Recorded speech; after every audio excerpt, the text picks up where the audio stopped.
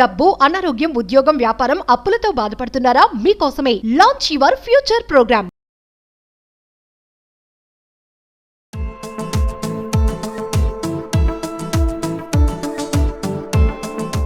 Hello నమస్తే, welcome to Suman TV. ప్రస్తుతం మనతో పాటు పర్సనాలిటీ డెవలప్మెంట్ కోచ్ రామ్ మెట్టు గారు ఉన్నారు. వీరితో ఈ రోజు కొన్ని విషయాల గురించి మనం హలో అండి రామ్ గారు, నమస్తే. నమస్తే అండి. ప్రీవియస్ వీడియోస్ లో మనం మాట్లాడుకున్నాం ఒక టీనేజ్ ఆర్ అడోలసెంట్ స్టేజ్ లో ఉన్న కిడ్స్ తోటి పేరెంట్స్ ఎలా బిహేవ్ చేయాలి, వాళ్ళు ఎలా అంటే కిడ్స్ తో ర్యాపో అనేది పెంచుకొని వాళ్ళు ఎలా లైక్ ప్రాపర్ గైడెన్స్ అనేది ఇవ్వాలి అనే దానిపైన.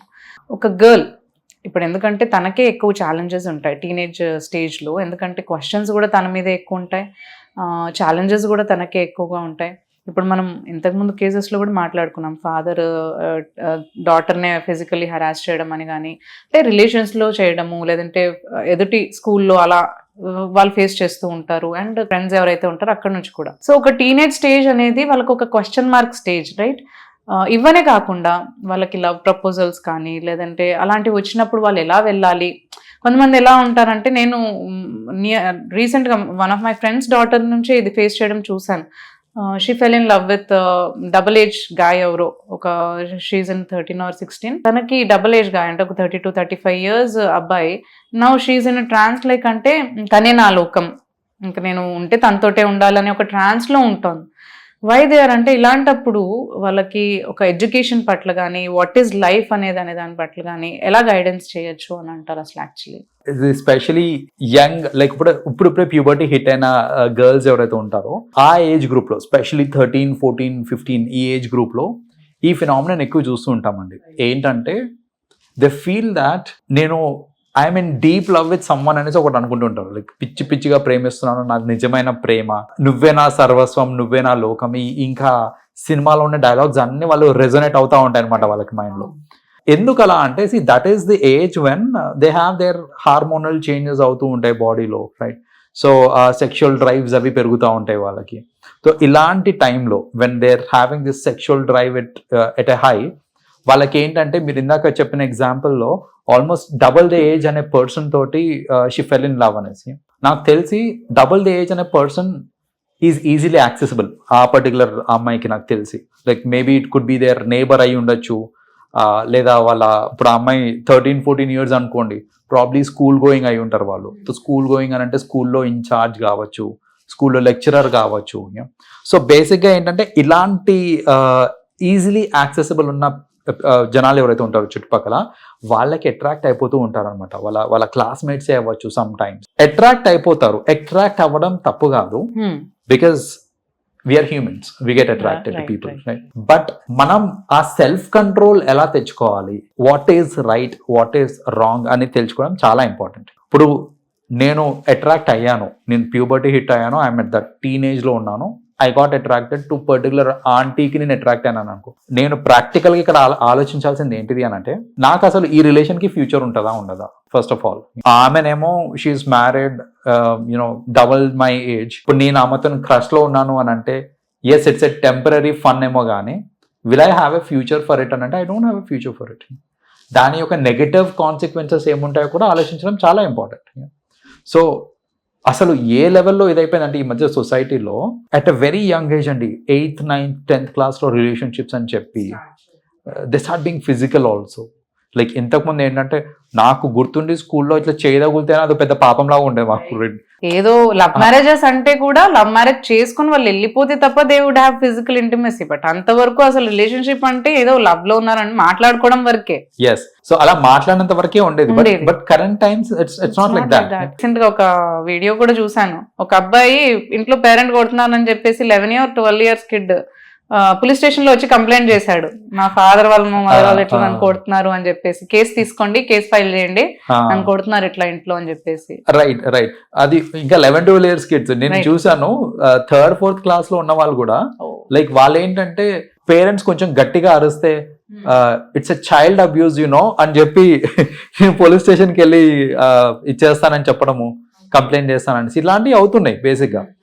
సో పిల్లలు స్పెషలీ ఆ 13-14 years ఏజ్లో ఉన్న అమ్మాయిలు, they have to understand that వాళ్ళ మీద చాలా మంది కన్నేసి ఉంచుతారండి. They want to take advantage. ఒక అమ్మాయి ఉంది, ఏజ్లో ఉంది అన్నప్పుడు అడ్వాంటేజ్ తీసుకోవడానికి 10 మంది చుట్టుముట్టుంటారు, ఛాన్స్ కోసం వెయిట్ చేస్తూ ఉంటారు. అలాంటప్పుడు ఒక అమ్మాయిగా నువ్వు స్ట్రాంగ్గా ఉండాలి. You should understand that you are valuable. ఎవరికి పడితే వాళ్ళకి దొరికేస్తాను అని అంటే చీప్ అయిపోతున్నావు నువ్వు. You have to understand that, right?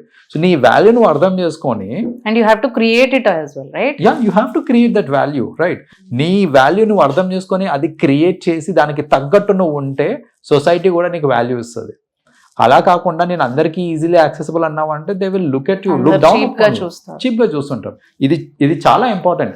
ఇంకా చాలా మంది ఏమనుకుంటారంటే, సరే I have a relationship which is a secret relationship అనుకుంటారు. నువ్వు ఎంత సీక్రెట్ రిలేషన్షిప్ అన్నా బయటపడుతుంది. లైక్ నీ యాక్షన్స్ లో కానివ్వు, ఆర్ నీ బిహేవియర్ లో కానివ్వు, నీ థాట్స్ లో కానివ్వు, ఏదన్నా సరే వన్ ఆర్ పిల్లలు కాబట్టి ఏదో ఒక టైంలో వాళ్ళు ఏదో ఒకటి తప్పు చేస్తారు, దొరికేస్తారు. సో పేరెంట్స్ కి దొరికేస్తారు ఇట్లాంటి టైంలో ఇచ్చేసినప్పుడు.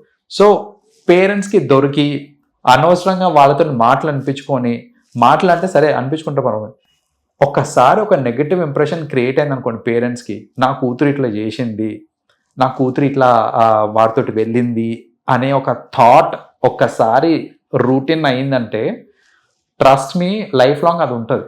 అండ్ మీరు ఎవరితో మాట్లాడినా అదే దృష్టితో చూస్తారు.